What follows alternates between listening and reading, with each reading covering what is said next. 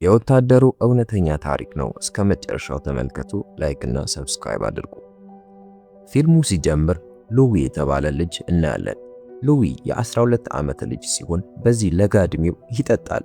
የሉዊ ወላጆች ይህንን ሁሉ ባወቁ ጊዜ በጣም ገሰጹት፣ ደበደቡት። ነገር ግን ልማዱ ሊተው አልቻለም። አንድ ቀን አንዳንድ ሰዎች ሉዊ ሲጠጣ አዩት። እነዚህ ሰዎች ልጁ ሲመጡ ግን ከአካባቢው በፍጥነት ሮጦ አመለጠ። ፒት የተባለ ወንድም ነበረው። ፒት ሉዊን እንደዛ በፍጥነት ሲሮጥ ሲያየው በጣም ተገረመ። ወደ ሉዊ ቀርቦ ሯጭ እንዲሆን ጠየቀው። ሉዊ ግን ይህን ሲሰማ ማንኛውም ሰው እንደኔ ሊሮጥ ይችላል አለ። ፒት ግን አንተ እንደሌሎቹ አይደለም፣ በጣም የተለየ ነህ። ወደፊት ጎበዝ ሯጭ መሆን ትችላለህ አለው። ከዚያም ፒት ሉዊን ማሰልጠን ጀመረ። አንድ ቀን በኮሌጃቸው ውድድር ተደረገ። ሉዊን በዚህ ውድድር ላይ ተሳተፈ። ውድድሩን ማሸነፍ ስላልፈለገ ቀስ ብሎ ይሮጥ ነበር። ነገር ግን ፒት ፍጠን እያለ ጮህበት። ሉዊ የወንድሙን ድምፅ ሲሰማ በከፍተኛ ፍጥነት ሮጠ። አሰልጣኙም አሯሯጡን አይቶ በጣም ተደነቀ። ሉዊ ውድድሩን አሸነፈው። በብዙ ውድድሮች ላይም እየተሳተፈ አደገ። በአንድ ውድድር ላይ ሉዊ በጣም ፈጣን ከመሆኑ የተነሳ አንድ ሪከርድ አስመዘገበ። በዚህም ምክንያት ለኦሎምፒክ ተመረጠ።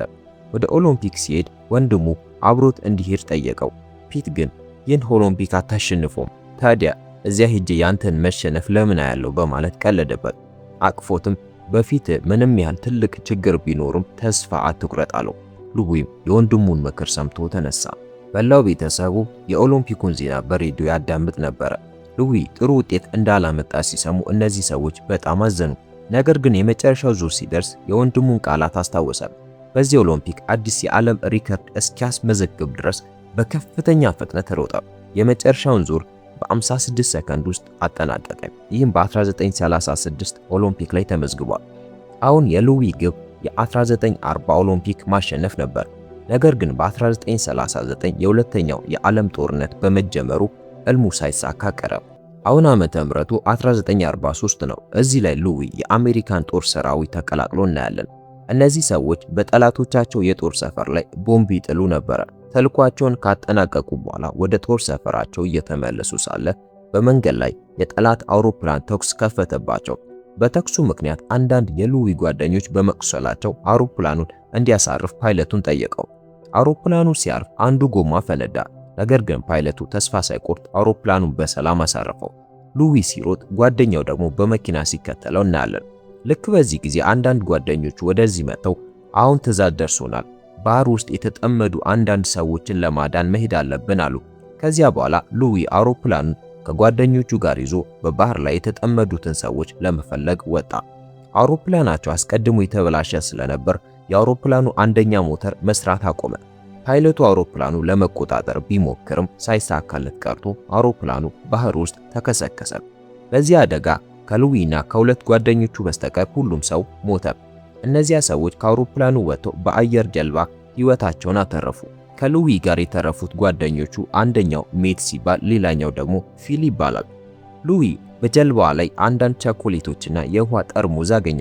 ሉዊ በሕይወት ለመቆየት በየጠዋቱና በየምሽቱ አንድ ቁራጭ ቸኮሌት መብላት አለብን አለ። ምክንያቱም መቼ እንደሚተርፉ አያውቁም። እነዚህ ሶስቱ በባህር መካከል ነበሩ። ወደ ፈለጉበት ቦታ ቢመለከቱ ውሃ ብቻ ነበር የሚያዩት። ሙሉን ሌሊት በጀልባ አሳለፉ። ጠዋት ላይ ሉዊ አውሮፕላን አየ። አውሮፕላኑን ሲያይ በፍጥነት የምልክት ተኩስ ተኩሶ ጮኸ። ነገር ግን የአውሮፕላን ሳያቸው ከአካባቢው ርቆ ሄደ። ተስፋቸውም እዚህ ጋር ጨለመ። ሉዊ የነበሩት ቸኮሌቶች በሙሉ ማለቃቸውን አየ። ምክንያቱም ሜት ቸኮሌቶቹን በሙሉ ለብቻው በልቷቸው ነበር። ሉዊ በሜት ላይ በጣም ተናደደ። ሜት ግን ምንም ማለት አይደለም ይላል። ሉዊ በጣም ትልቅ ችግር ነው፣ ምክንያቱም አሁን የምንበላው ምንም ነገር የለንም አለው። አሁን ለሶስት ሙሉ ቀናት በባህር ላይ ተጠምደዋል። ለሶስት ቀናት እነዚህ ሰዎች በፀሐይ ላይ ተርበውና ተጠምተው ተኝተውም ነበር። አንድ ወፍ መጣ ጀልባቸው ላይ አረፈች። ሉዊ ይህችን ወፍ በአንድ ምት ያዛት። ከዚያ በኋላ እነዚህ ሰዎች ገድለው ይበሏታል።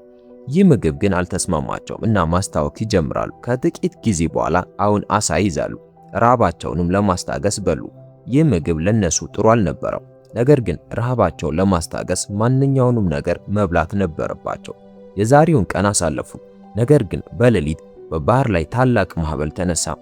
ራሳቸውን ለማዳን ከጀልባዋ ጋር ተጣብቀው ነበር። ከጥቂት ጊዜ በኋላ ማዕበሉ ተረጋጋ እና እዚህ ላይ ዝናብ መዝነብ ጀመረ። ለብዙ ቀናት ውሃ ስላልጠጡ ዛሬ ሆዳቸው እስኪሞላ ድረስ ውሃ ጠጡ።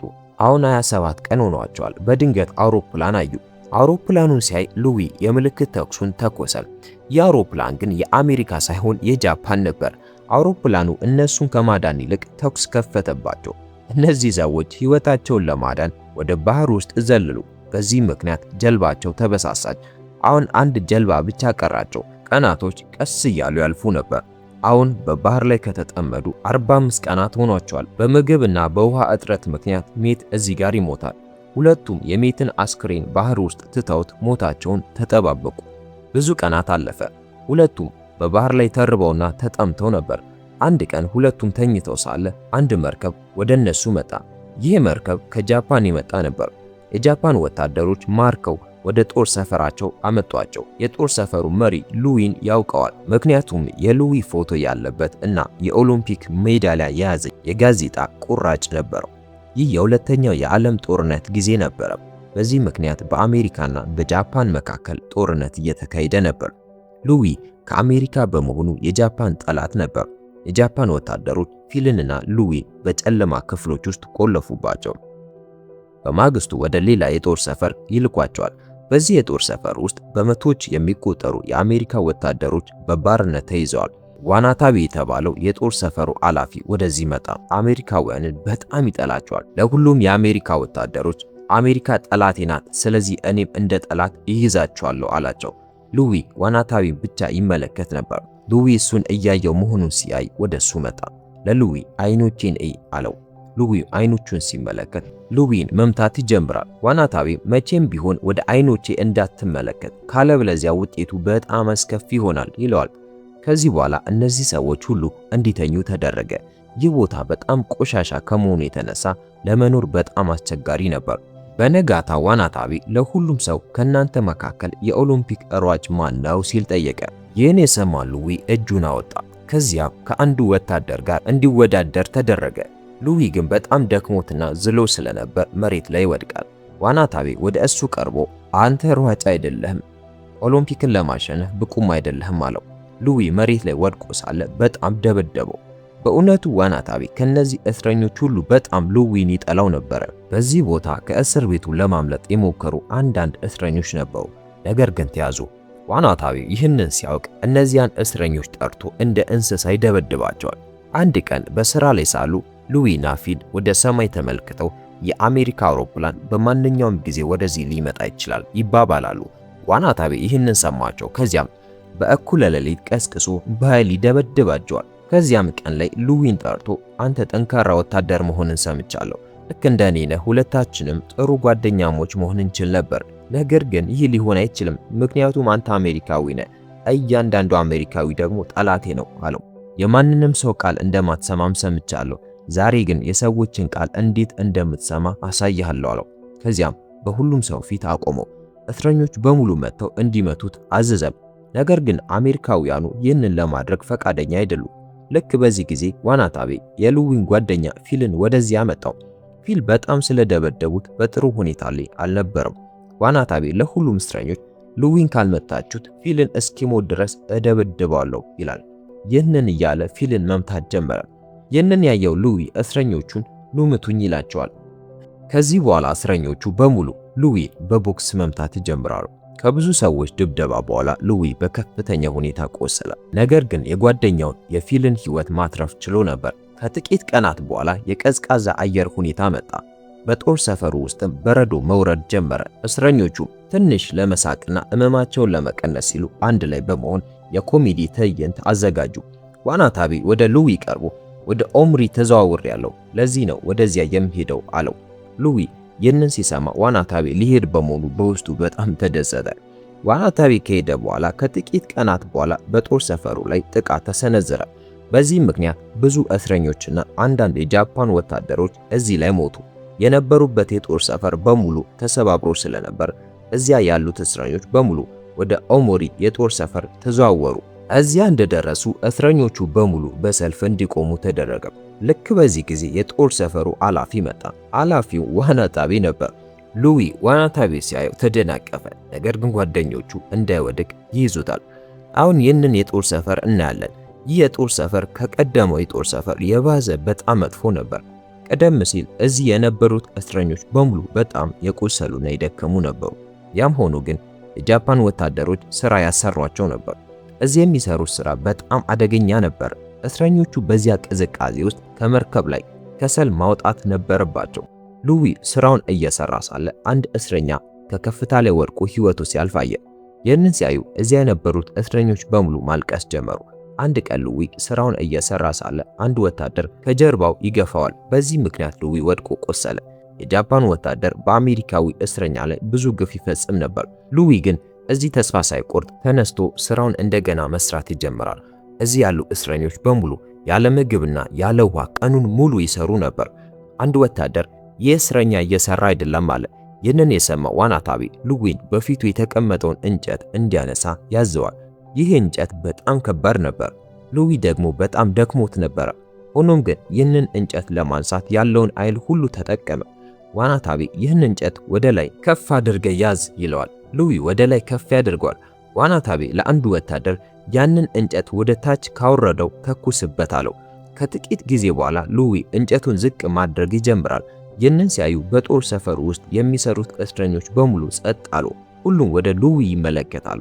እስረኞቹ በሙሉ አሁን ምን ይፈጠራል? የጃፓኑ ወታደር በእውነት ሉዊን ይገድለው ይሆን በማለት ይደነቃሉ። የጃፓኑ ወታደርም ወደ ሉዊ ይመለከት ነበር። ሉዊ ወንድሙ ፒት የተናገረውን አስታወሰ። ፒት በህይወት ውስጥ ምንም ቢከሰት መቼም ቢሆን በራስ ላይ ያለን እምነት አትጣ ብሎት ነበር። ሉዊ ዋናታቤን እያየ በከፍተኛ ድምፅ እየጮኸ እንጨቱን ወደ ላይ አነሳው። ሉዊ ትኩር ብሎ ተመለከተው። ዋናታቤ ትኩር ብለ አትመልከተኝ ይላል። ሉዊ ግን መመልከቱን ይቀጥላል። ዋናታቤ ይህ ነገር ስላልተመቸው ወደ ሉዊ ቀርቦ መምታት ጀመረ። ነገር ግን ሉዊ አሁንም ወደ አይኖቹ ይመለከት ነበር። ሉዊ እዚህ ላይ የስልጠና ቀናቶቹን አስታወሰ፣ ቤተሰቦቹንም አስታወሰ። ዋናታቤ ብዙ ቦክስ ያሳርፍበታል።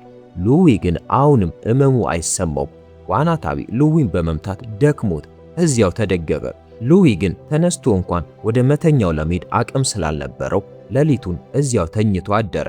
ከጥቂት ቀናት በኋላ እስረኞቹ በሙሉ ሜዳ ላይ አንድ ላይ እንዲቆሙ ተደረገ። የጃፓኑ ወታደር የመታጠብ እድል አግኝታቸዋል ይሏቸዋል። እስረኞቹ በሙሉ የጃፓን ወታደሮች ሊገድሏቸው እንደሆነ ያስቡ ነበር። እስረኞቹ በሙሉ ለመታጠብ መጡ። እየታጠቡም ሳለ በሰማይ ላይ የአሜሪካን አውሮፕላን ተመለከቱ። እስረኞቹ በሙሉ የአሜሪካን አውሮፕላን በማየታቸው በጣም ተደሰቱ። በእውነቱ በጃፓንና በአሜሪካ መካከል የነበረው ጦርነት አሁን አብቅቶ ነበር። እስረኞቹ በሙሉ አሁን ነፃ ናቸው።